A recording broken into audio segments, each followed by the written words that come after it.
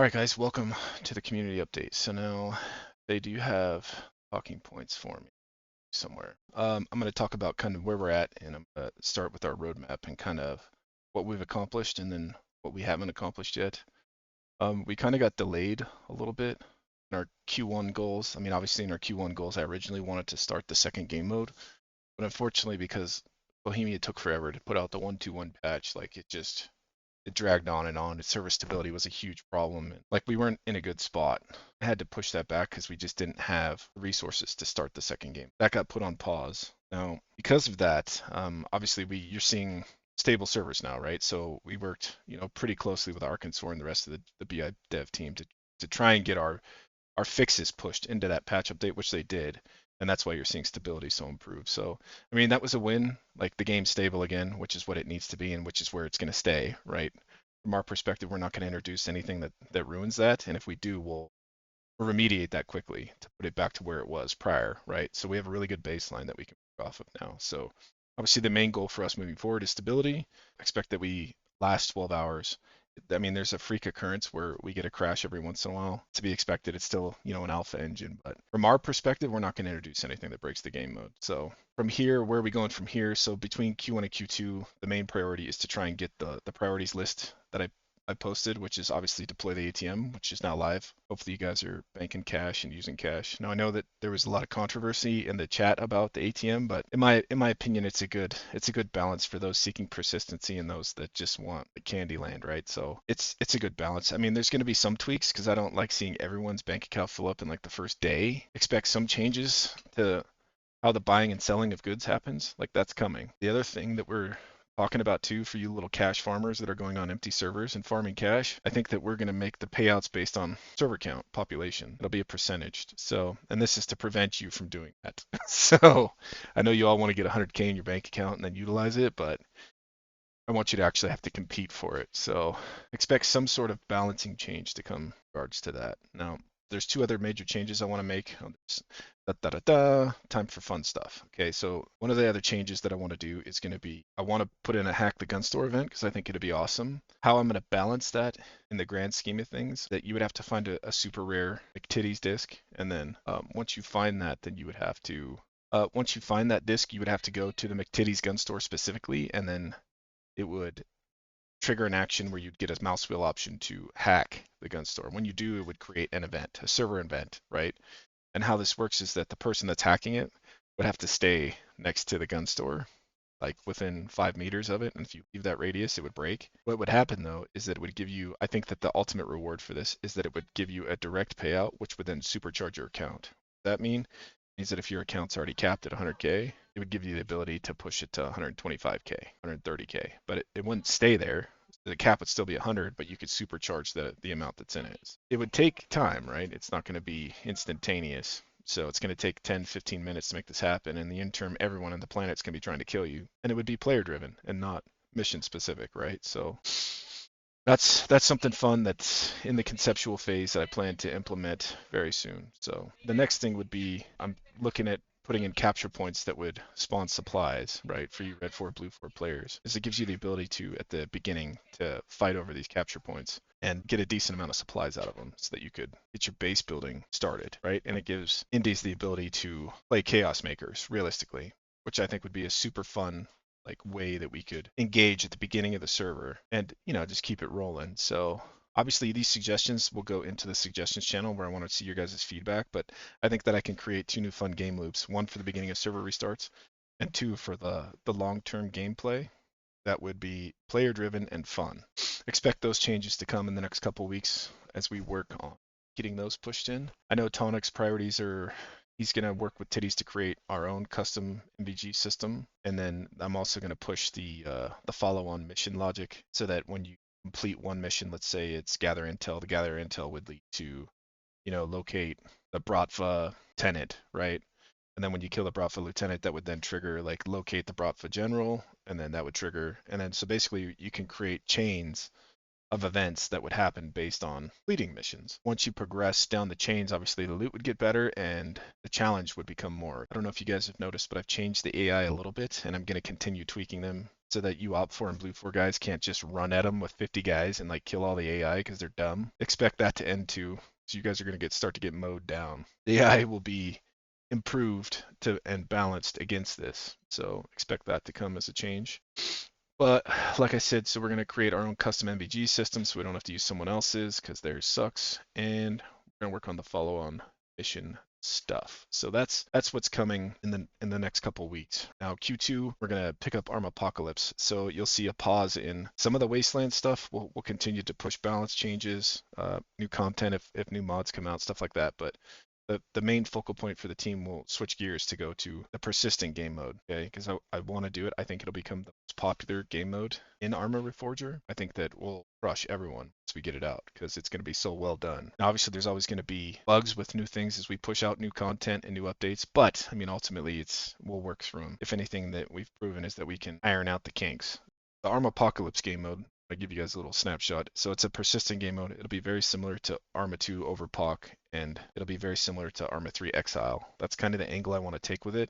There's a couple other guys that are trying to do it, but servers aren't perfect yet. So now's the time to capitalize on that. We'll jump into that. We'll create fun, engaging game loops. And very similar to what you're seeing now, we have the mission systems, we do things like that. But now we're talking persistent vehicles, a vehicle virtual garage, like that you can store these persistent vehicles in. Gives you a base that you can store stuff in. We'll have an ATM, similar system. So a lot of what you're seeing in Wasteland will translate into second game mode. It's just that everything will be persistent. Your loadout will save, all that kind of stuff. What I'd love to do, which I haven't even talked about yet, is to try and create a world where your base is persistent to the server you're in, but then very similar to like DayZ is that you could hop to another server to raid someone. I want to try and figure that out. I haven't talked to the team about conceptualizing that yet and how we would do that.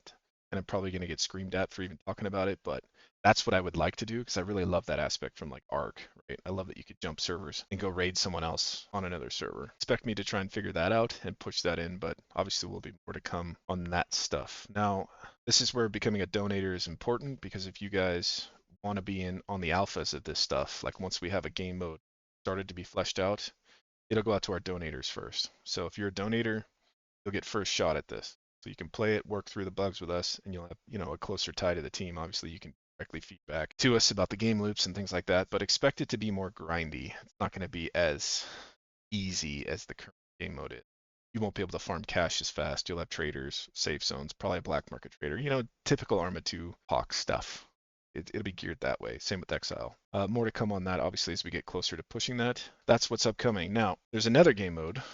This is the Rust game mode. Now, the Rust game mode, it's going to be a unique spin on Rust because I've wanted to do this for a while. I've had the idea to do it for a while. And then it's funny that Gary decided to put out the medieval update because I was going to create a kingdom style server that's based on conquest and territory control. But it's funny, and then I see Gary's pushing out the medieval updates because he must have had the same thought, like, or I did. But anyway, because he started creating all the assets towards a medieval Rust. So I'm like, okay. So I want to take on what he's doing and I want to build on it. And I want to turn Rust from being a raid and frag everyone game to territory control, a conquest game. So what does that mean? Well, it means like that you and your clan of whatever we set the cap at, 10, 15 players, form a group, and then you would go out and you would claim an area. So you start to claim tiles on the map. And then how that works is you would create your own little kingdom in it. And it'll get to a point where you get to diminishing returns so that if you take too much, you won't be able to pay for it, right? And you'll start to lose stuff. It'll start to degrade. And then we'll have to balance that out. But at the end of the day, the goal of it is to change Rust from just a run around and raid everyone game to actually strategically pick your location, pick your allies, and then start to fight other kingdoms. And now, so how that mechanic will work is that as you're expanding your territory, you can then challenge adjacent territories and then raid those adjacent territories. Your main central keep, okay, because the problem with Rust, as everyone knows, is you get offline raided, right? Everyone knows that. So to avoid that, your main keep will be ORP'd. So you won't be able to be raided unless somebody owns an adjacent tile to your keep, which could happen, right? Because somebody could basically fight through your territory straight to your keep. And then once they do, they could wipe out your keep, right? So the goal is smaller factions get wiped out. Then they would join a larger faction and then create what's called like a banner style system. They become like bannermen. And so you would create these bannermen that would then fight for you. And then it turns Rust basically into a giant game of Risk, right? With live people, and then you do sieging and all that stuff. So that's kind of the plan for that. And that game mode's currently underway. It's in development, so I'll have more for that when we get closer to that part being done. Should be exciting. It should be fun. Like I said, donators get first crack at these game modes to try them, play them, and then give us their feedback. So very important. You want to be involved in this community. You want to be in the front of the action. Become a donator. Now, what else do I have, Faye? Seasonal stuff is, as you know, Wasteland Season 1's underway. Now, when we push this, we're going to run quarterly seasons, so that we'll have 4 seasons a year. Now, the benefits for winning the seasons will probably change as we get further along. I intend to create something like a custom hoodie for the winners of the seasons. I just need to develop the skin aspect of this more. So once we do, if you are Season 1 winner, you could have a custom hoodie that'll reflect that you're top frag or Wasteland Season 1, something along those lines, and you'll also get a custom Discord icon that'll be attached to your name. But yeah, so I mean, it's gonna be awesome. And then the other thing too is as we get further, we'll create a wall of fame, so to speak, on the webpage, and then we'll line out our season winners, and you'll stay there forever. You'll be immortalized in the website. You'll have a custom skin that'll be specific to you, and you'll have a custom Discord icon. So I mean, it should be pretty exciting for our season winners, like when you pull it off.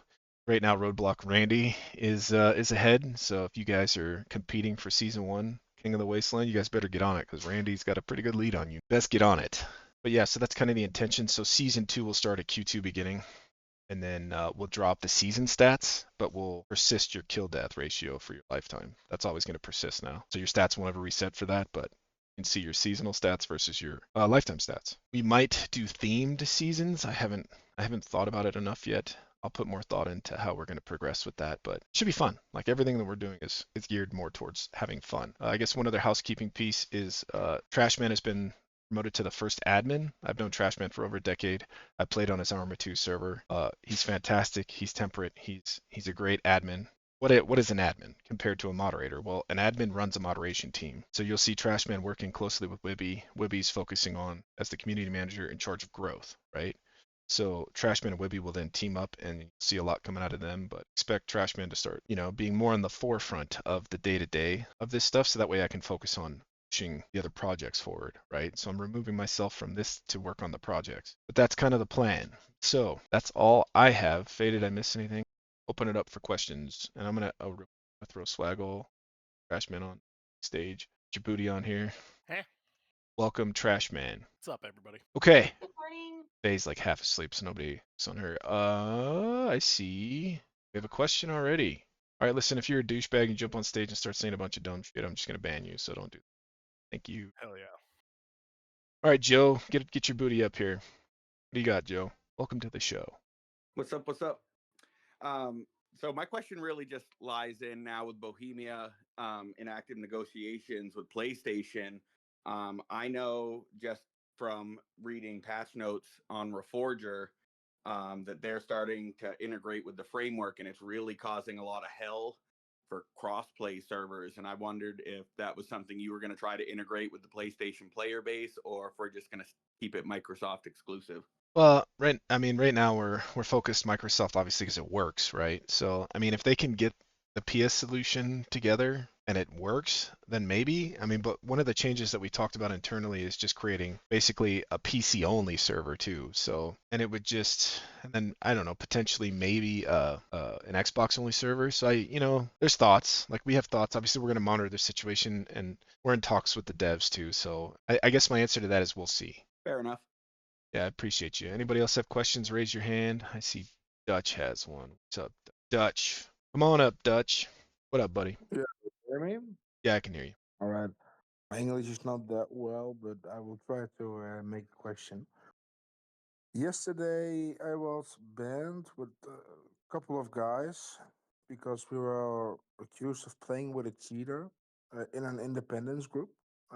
Just to be clear, for the next time, I really like playing with random guys as independents to build relationships and not get banned because there must be a cheater. But how do we know that there's a cheater?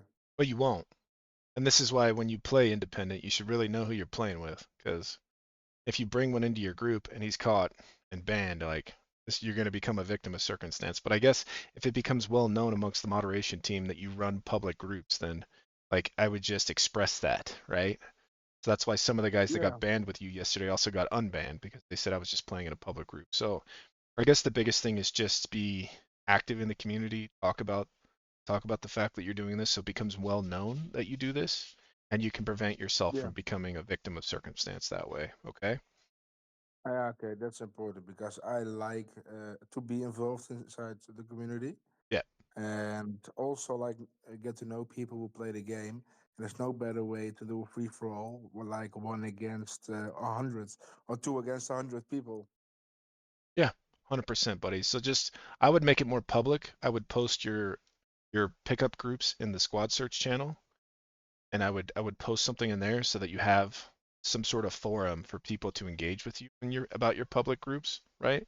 So if you Mm-hmm. look in the Discord, you'll see a squad search. Post your squad in there, right? Mm-hmm. And then encourage the guys to come in and join your public group to go in there and start communicating with you and try and build like a community, almost like Samson did when he started his independent, right? He took a bunch of people he put out for, and they Yeah, run around terrorizing people every day, don't you, Samson? norm, I see you in normal, there. normally I would just put like a chat inside of the global and say like anyone wants to join me, so join me. So Yeah, just to be clear that it won't happen the next time. it shouldn't. Now I know you do it, right? So that's a good step towards that. But like I said, just engage more with the community, talk more in the channels about your public groups, and the moderation team will be more in tune with what Okay, thank you. Yep, no problem. Thanks, buddy. Okay, then this is a good segue into this. Like if you are playing with a cheater and you are caught, you are going to share their fate. That's just it. Like there's no ifs, ands, or buts. I'm not about creating an unfair gaming environment for anyone. The gaming environment that we're creating is focused on fair play. I mean, I played on Swaggle server for I don't know 2 years, and Swaggle's Trashman is Swaggle. Our team is going to be geared towards being fair. Our like everything about it will be fair to you, the player, because I've been on those servers and I've been abused by admins before and it sucks. Going forward, expect that it will be a fun and fair environment for all. And that's the world I'm building. Frag, I'm gonna grab you, buddy. Welcome. What up, buddy? Hey, is this thing on? It is on. Welcome. Hey, yeah, I got, just based upon what you said, got a couple of questions. What would the decent amount of supplies at the supply capture point mission at the start be? Like, what are we talking about? Like 10K, 50K? I don't think I'll go that high, Frag, as you and I both know you could build a fucking mansion with 50K. Like it would be ridiculous what you could build with that. And I know it because I've seen your Well, shit. you guys are kind of cramping my style on the building supplies, and we did talk about this idea, so I like that you're like, hey, let's start mission with supplies. I think that's good. So I'm just kind of curious. So somewhere between there. I'm gonna say, Frag, because you know you're always the first person I talk to about building shit anyway, is what do you think would be fair? I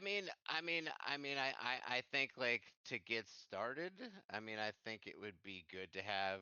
It doesn't 50 might be a lot, but like somewhere 10 to 20, like because that's like enough to like basically like just do the math on like what a radar is, what the Yeah, tent costs. You got to put down an arsenal and you got to build walls. right. I personally on Indy, I'm sick of seeing like 3 Hescos and a radar. Like that's just not good enough. Like Yeah. it's not challenging enough to attack on Indy. Like I want to see good bases being built. I've kind of stepped back from it.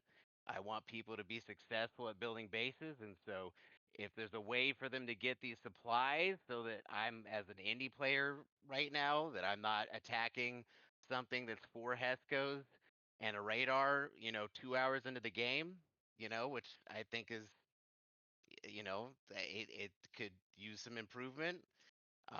So I think that would be good. I think that would be fair. That would be my idea on that, I guess. Okay. Um, and then I was just kind of curious about what the average deposits and withdrawals are on the ATM because I think it's silly, but I know how to make money as well. But I was just kind of curious, like people putting in like 16K at a time, I'm kind of curious about that. You know, it's funny. I haven't actually pulled that data, so I don't know. I'll have to look. But I, Okay, I yeah, just I pulled the total balances and I looked to see how many okay. people were capped, and there was quite a few that were already capped, at least 30 plus. So Like on the first day. yeah, yeah. Okay, I mean, all right. That's. I mean, yeah. I mean, it just seems a little like hectic to get to an ATM and then go to the gun store, and yeah, it just seems like a. I'm not a fan of that path, but hey, if people are being successful with it, that's cool. That's why it's kind of a pain. That's why we did it that way. Yeah, no, yeah. I mean, I had 300K in a box and I let it just completely disappear, and it's okay. So like I just so it's just, yeah, um, yeah. Well, anyways, that's what I had. Thanks. Appreciate you, Frag. Thanks, buddy. Yep, yep. All right, Cal, let's see what you got, buddy. Okay, I just wanted to know how to get like certain vehicles. Is there gonna be like a wiki on how to get stuff? I can expand our knowledge base a little bit more. I mean, a lot of the stuff that you have questions on, you could just ask in chat, and you could probably find the answers. But you're right, I probably should expand them a little bit, so it gives you insights. And I could probably just do that on the website. Okay, cool. Yeah, that was it. Okay. Thank you. Yeah, appreciate you, man. Thanks. All right, Dutch. Dutch is back.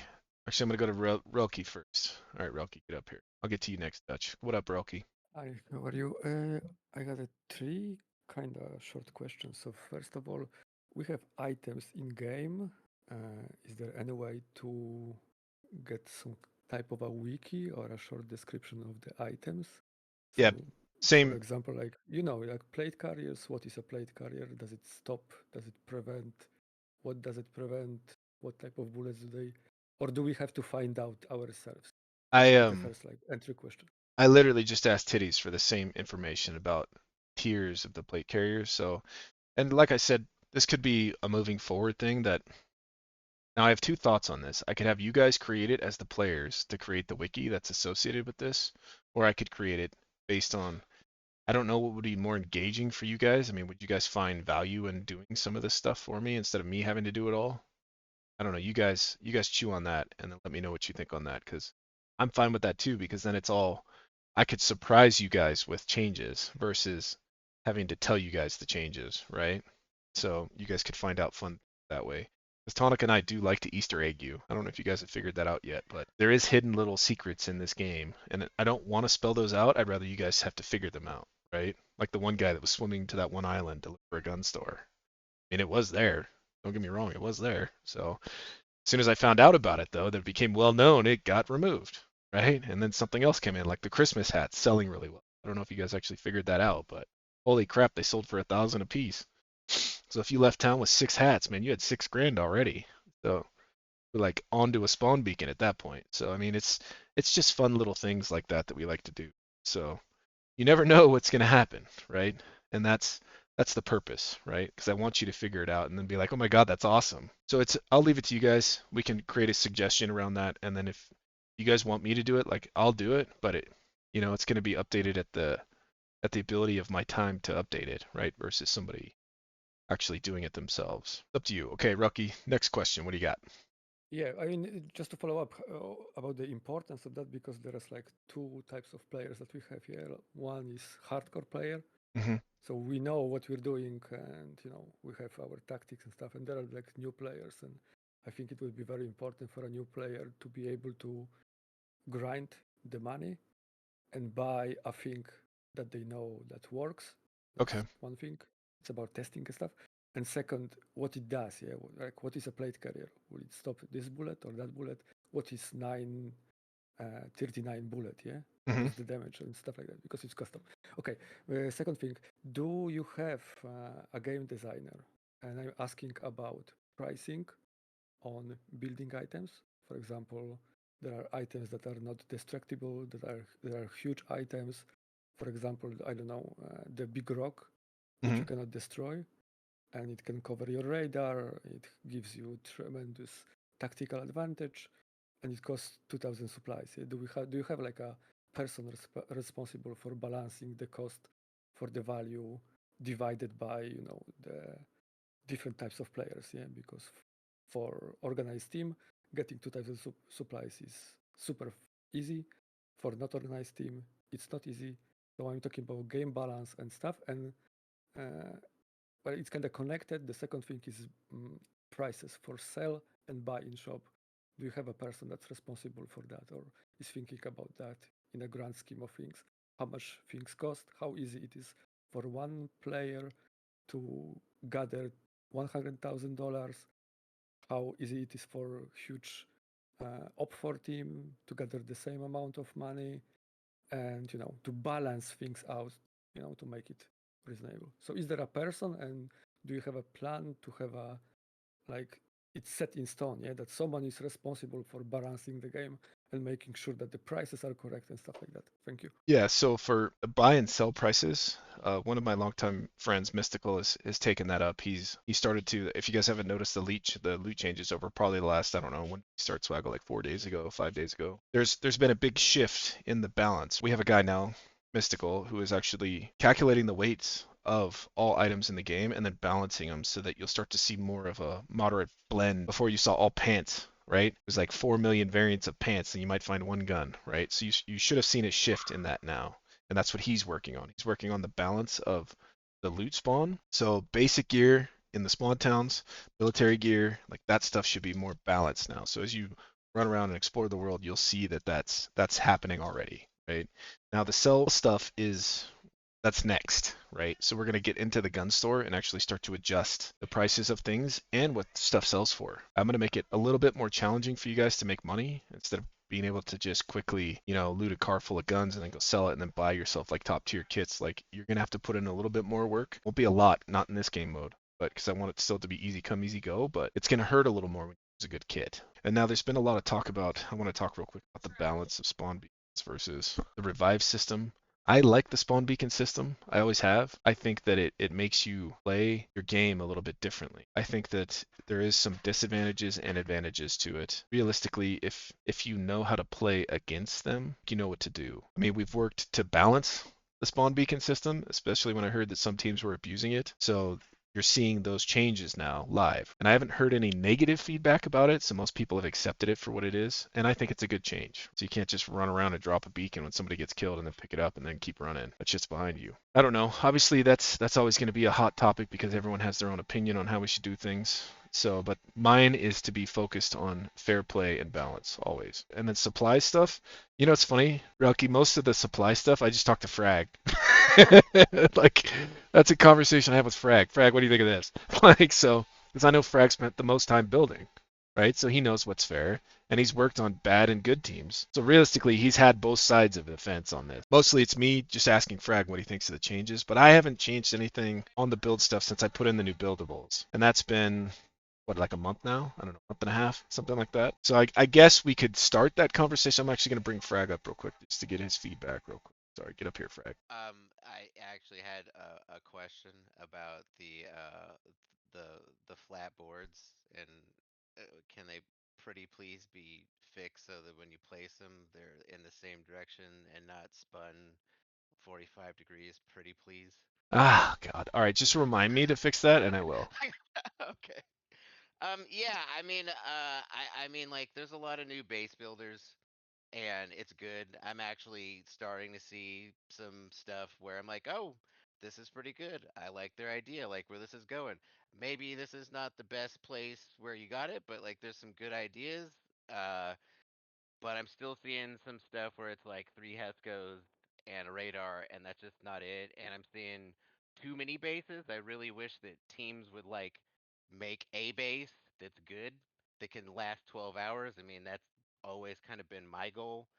Um, because then you can have people come and bring mission loot, and then you have gear, and then like if you do die, it's not that bad. Like maybe you can get back to your body, maybe you don't want to get back to your body, maybe you just are like, fuck it, I'm done, I want to get some new stuff, and you can go do that. Like a base is really good for the big teams. And also, again, playing indie, it's kind of boring.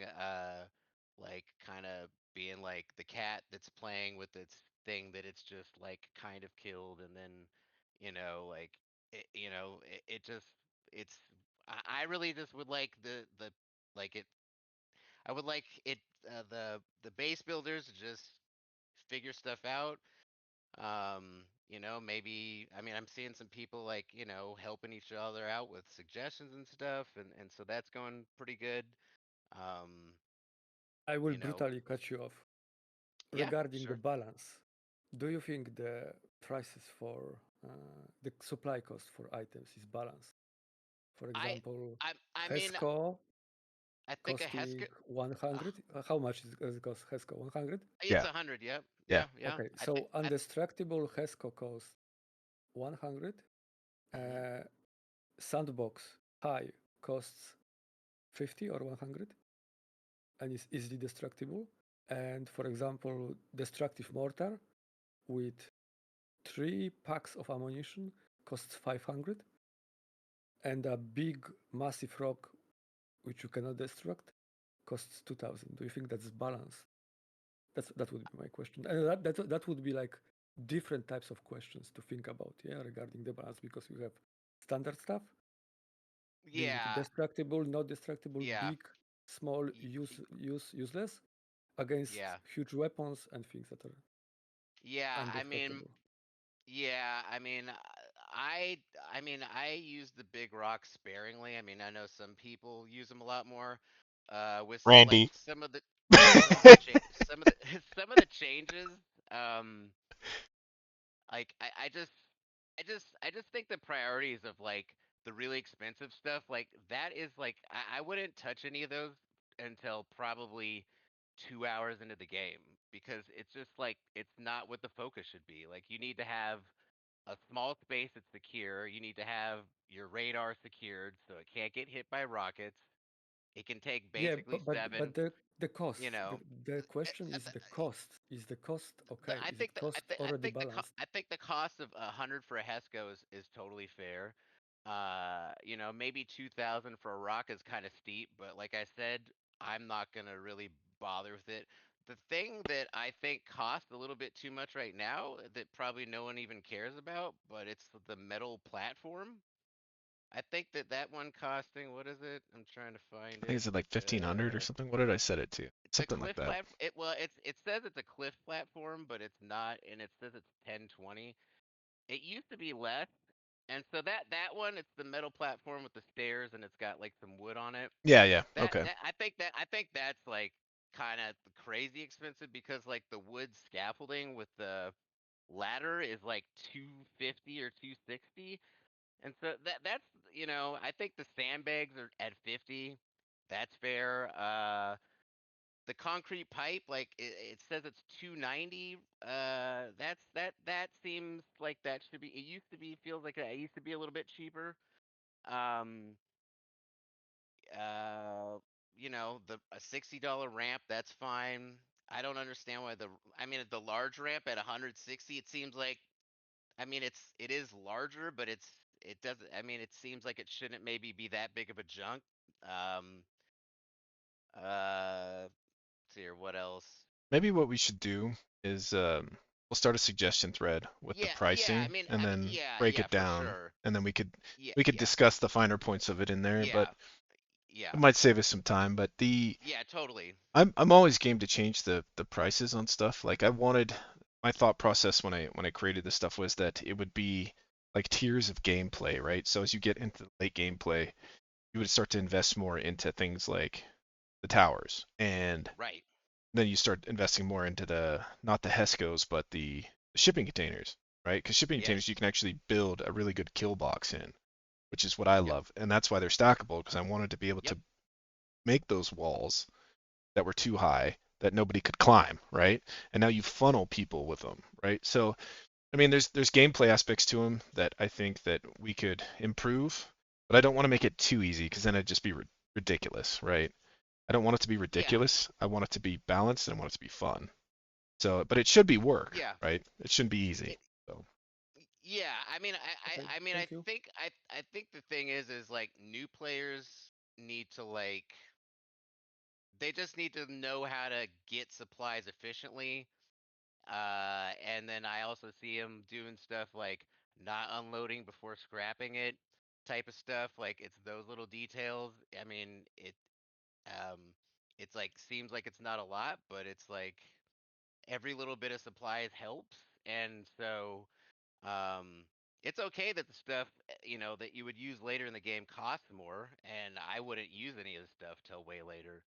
Um, But yeah, I mean, I think your ideas are sound, as far as that goes. But as far as anything else, yeah, I think it'd be better to just have a discussion in the suggestions or something like that. Agreed. That's what we'll move Yeah. this to. Roki, I appreciate you bringing up that topic, and obviously Frag, always a pleasure, my friend. So I'll move this to a suggestion, but thanks guys for your feedback on that, and so we'll move that. All right, I'm gonna grab Dutch because he had his hand up first. So Dutch, you're up. What's up, buddy? Welcome back, Dutch. There you are. Yo, yo. You hear me? Yes, yes. What's up, buddy? Yes. Two small questions. Are there like any plans of bringing like thermal visions on guns and also thermal visions into vehicles? The thermal optics, like even RHS's, doesn't work very well. So I never was a fan of those. I prefer more of the gameplay where you actually have to actually see someone and it's not like a cheater, right? So it's actually like thermals can be when they work well, like in Arma 3, they worked really well, right? So it was easy to spot people in Arma 3. Now, I kind of prefer that's not a thing because then it's not easy to spot people. It's more challenging to spot them, right? So I prefer that because it actually takes player skill. So versus Okay.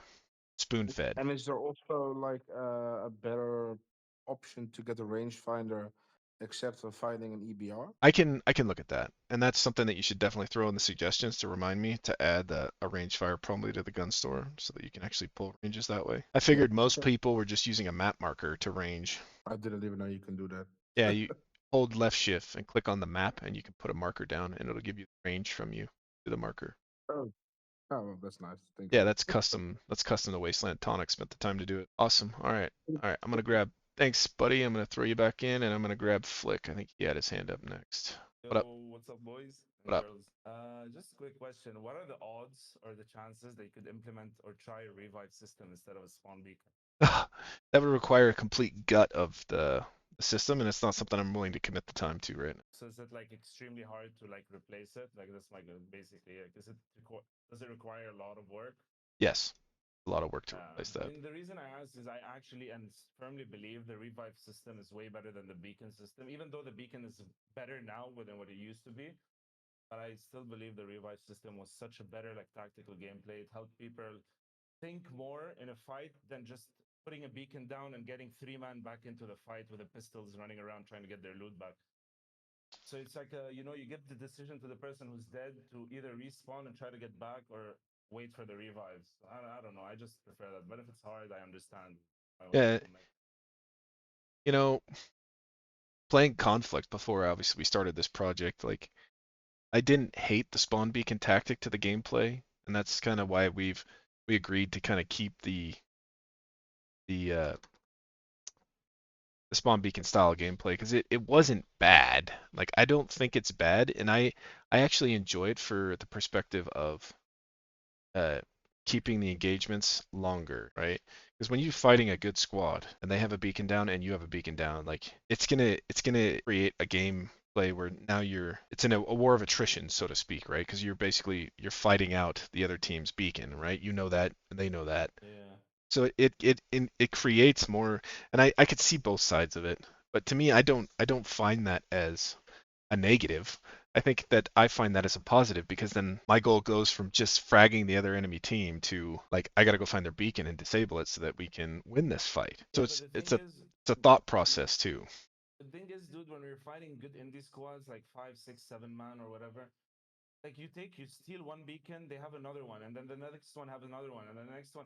It's an unlimited beacon fucking gameplay loop, which I really do not really like. But if you ever decide to give it time to like maybe try to implement a revive, we can try like sometime to remove it and try with a revive and see what the community prefers. That's probably the approach I would go with. Okay. But yeah, I mean it's up to you guys, obviously. Appreciate your feedback though. No, I appreciate Thank it, you. Flick. You know that. So. Thank you. Thank you. All right, I'm gonna throw you back in. I won't say no, but I'll say not right now. All right, Red, you're up. Get up here. What up, buddy? Yeah, I just wanted to touch on the idea of building your base in tiers that you mentioned before. Mhm. Obviously, some people tend to rush towards those higher end buildables like right off the bat, and they don't have like a good secured base already built up. So what if we had some kind of system where it was like you have to build like the long range antenna buildable from Conflict to unlock a higher tier of buildables. So that's how you would unlock like the sea containers and the cliff wall and like maybe the sandbags that have machine guns built in them as well, stuff like that. Hmm. So that way you have access to the lower end stuff, and then you have to invest more supplies just to be able to get access to the higher level stuff. That is a good question to have with Tonic. Saying that already exists. So, He's talking about the I think radius. he's oh, responding to Cow. oh, is that what he's talking about? Okay. I would say that I would throw that in the suggestions, and then let's talk about it. Like, let's envision I think that. the 12-hour wipes make that difficult. It could, but I could see what he means though, because you could like build that the radio from Conflict, and like it would unlock. I could see that, but we'd have to script that. That would have to be something that would be custom. Yeah, it wouldn't be necessarily super simple, and I don't think it would need to be something super crazy expensive or whatever that would take a long time to unlock. I think the idea would be it would just disincentivize going straight to the higher level build materials right off the bat, because it seems like that's what most people try to do. If they're serious about base building, they try to go straight to the high end stuff instead of building the lower tier first and then advancing to the higher level. So, just that idea. Okay. Well, obviously he's saying the system's already in place because it's in place from Conflict, so it might be something that's easy to implement. So I don't know. I guess we'll just have to take a look at it as a team, see if it's doable. So, like saying it is. So, all right. Well, you given the man an idea. All right. Is there any other questions? I appreciate it, Red. Thanks, buddy. Any other questions? Going once, going twice. I'll promise that Faye will keep me on track to keep these more regular, not let me be a slacker. So I'll at least try and do one a quarter. It's a quarter, not sooner. That way you guys can stay more in what we're doing, trying to get to. So, and I can get your feedback in a list of these public forums that you can ask your questions. So, up Soyuz, get your butt up here. God, if I click correctly, there you are. Hey, hello. What up, my friend? Yo, I have a question. Do you guys plan on doing gun store rotations, like new locations for gun stores? I know this has been brought up a bunch, and I know that Tonic just put in the system to move ATMs, so I think it's gonna be maybe possible to fucking use something similar, but we'll see. Yeah, because there's like a lot of like cool places on the map that are not being utilized by people, and that'll be really cool to see and have like different locations to fight in and build bases in. So, Yeah. And it would change, it would actually, because there's one spot on the map that I want to start utilizing more, and that's the top of the mountains on like the southeast corner. Like we never utilize that space. It's dead space. And there's like a lodge up there. I want to put the gun store like up in that lodge at some point. Because nobody uses that side of the map at all. It's like, and you can have some of the most epic fights up on those mountain ranges. So also the coastline around it is beautiful. It's really cool. I agree. It's such a shame it's not utilized. But I wish that I could edit the terrain of Eden. I could flatten some of that out so it'd be easier to spawn more missions up there, and then we could actually utilize it for something besides nothing, right? But that's the challenge. But we have some ideas that we're going to look at to start utilizing some of that space, and I'll probably spend some time to build some random stuff up there, but to try and drive more engagement to that side of the map, because I hate that it's never used. I do. Yeah. So no, I agree. The gun store rotation stuff, I'll talk to him about it and see what he says. Yeah. I don't hate it. I love it. I don't hate it. So is it a lot of work or? yeah, the problem with the gun store system is that it can be complicated, and he told me what a nightmare it was to get the ATM rotation done. But I mean, if we do it once per restart, where it could cycle through 20 different locations and spawn 5 gun stores, like that might be interesting. So it's just the map markers portion of it that might be the pain in the ass. So I don't know. I haven't explored it with Tonic. I know that this suggestion has been brought up like several times now. So I'll say that we'll talk about it internally and then come back. Yeah, cool. Appreciate you, man. Thanks for your time. Yeah, thank you. All right, Zardy, get your butt up here. All my Euros today. There's no Americans. Love it. I'm American. What do you mean? Are you? I thought you were a Euro. Damn. What up, buddy? I'm just wondering about with regards to gun stores. Sometimes you'll buy a weapon and it'll go out of rotation, and you run out of ammo for it, and you're just stuck with a dead weapon. I know. That's It's pretty it's bad. it's some by design and some just to fuck with you. So I thought if you need mission templates, some specialty ammunition missions might work out pretty well. Okay. Yeah, because like the AK-50, like when you run out of ammo for that, I want you to run out of ammo for that because that gun's so good that like it's so OP that I don't want you to be able to dump everyone on the map with it, like running around with your as your main gun, right? So, but I get your point on that, and I could definitely add, like an Acme freaking ammo truck mission kind of thing, right? And that it might have MAR-10 or like SCAR 20 ammo or something like that. Like I could build boxes around that pretty.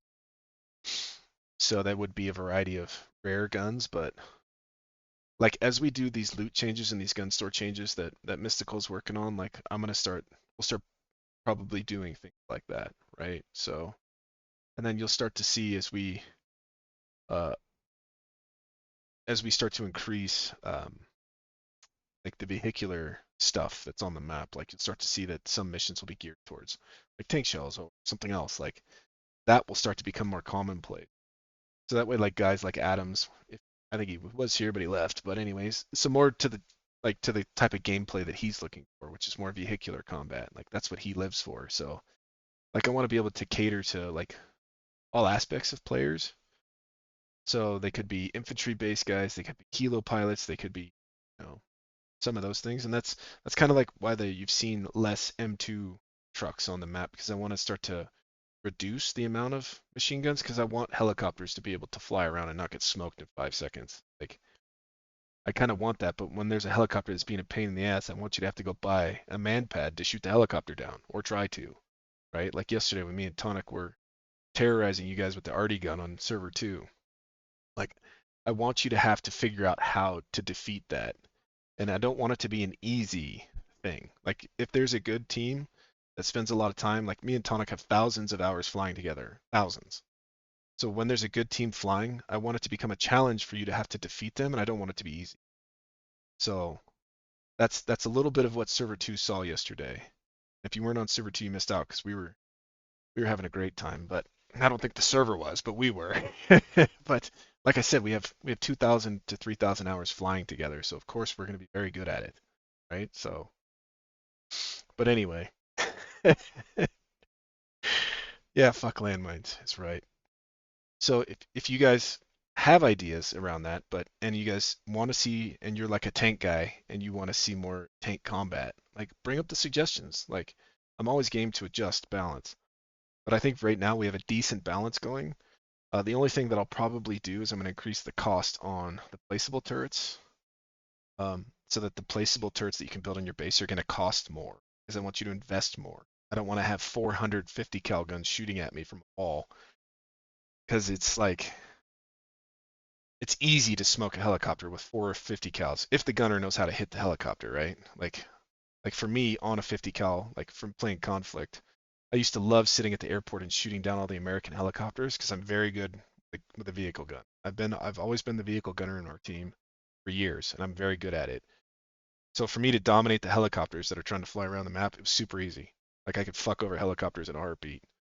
So it's just I want to create that environment to where it's not easy and that players can enjoy what they love and still be good at it without unskilled players like wrecking you. I don't know if that made sense, buddy, but I just went on a long tangent right there. But It actually pulled me around to something else. what do you got? I know you did a lot to remove the ability to build the spawn beacons inside of buildings, but that is still the way it is done for pretty much every building. Well, I told Donick last night, all we have to do is, so what's happening, you guys shouldn't be able to put dishes in buildings. Like that shouldn't happen. The trace effect should defeat that, but you guys are finding that one pixel that you could find that would perfectly placeable. So as I told him yesterday was we could just increase the size of the spawn beacon, like the radar dish, like go to 1.25 times, and then you won't be able to place it in anything. So it'll be too big. So I mean, there is ways that we can defeat that. And I, as you see in chat, Tonic wants to defeat the town bases because he doesn't like that. So wants you guys to actually have to build your own base, but we'll see. Like, it's always an evolving thing. It'll never be perfect, right? Because everyone will always have an opinion about something. So that's human. It only benefits red and blue. So it's like it's kind of overpowered to put it into a building when you only have to put a door on it and then there's your defense. You guys usually have 40 or 50 people on red or blue. You have the numbers to defend it. If they don't want to participate, then that's kind of just how it's going to end up. Sonic, put your lightning bolt back in your pants, pal. All right, anything else, Artie? Is that it, buddy? That's all I got. Thanks, buddy. All right, we have 2 minutes left. All right, Bismarck, get up here. What you got, buddy? Oh, can you hear me? I can hear you. What's up? Okay, the NSV, or like in general the guns that you can build when you build your base, Yep. you will run out of ammo at some point. Like, is there an easier way to refill that ammo instead of rebuilding that gun? I was supposed to put that ammo Ammo? in the gun Oh, store. Yeah. Should be in the gun store. If it's not, then I need to fix that. So I will check that and then I'll fix that. So if you can, just because I think, keep me honest with yeah, that. because I'm not sure if the NSV, which kind of ammo type, because like the Russian ammo type, there's like I think 1 or 2 different kinds for the machine guns and stuff. Yeah. Like if there's only the one kind, then you can't refill the NSV. You'll have to rebuild it, and it's like pretty annoying if you already have the gun set at the perfect angle and everything. Well, So it's that's just my question. like Zardy said, we could actually create missions that are geared towards the resupply of those things, right? Like I could actually create like an Acme ammo truck, and that could be one of the things that could spawn would be NSV boxes, like KVPT boxes, like things like that, like shells, arty shells, like mortar shells, like things like that we could add. So I'll definitely, if you could, somebody just type that suggestion right now is to create that mission type, so that I don't forget. And one more thing, like I know the NSV is armor piercing and it has the fire ammo, like Yeah, A-Pit. it's really badass. But can you at least increase for the 50 cal? Like it has the standard ammo, I guess, but can you like add armor piercing to the 50 cal? Because it's really annoying to just have NSVs everywhere all over the place. Okay. Yeah, then Like that's that would same be a thing. cool thing to like balance the machine guns out. Okay. I'm not opposed to that. And there is A-Pit rounds for the 50 cal too for the M2, so we just need to add that. Yeah. Okay. Yeah, All that's right. it. Anybody else last? I appreciate it, Bismarck. Thank you, sir. Anybody else last? Once, going twice.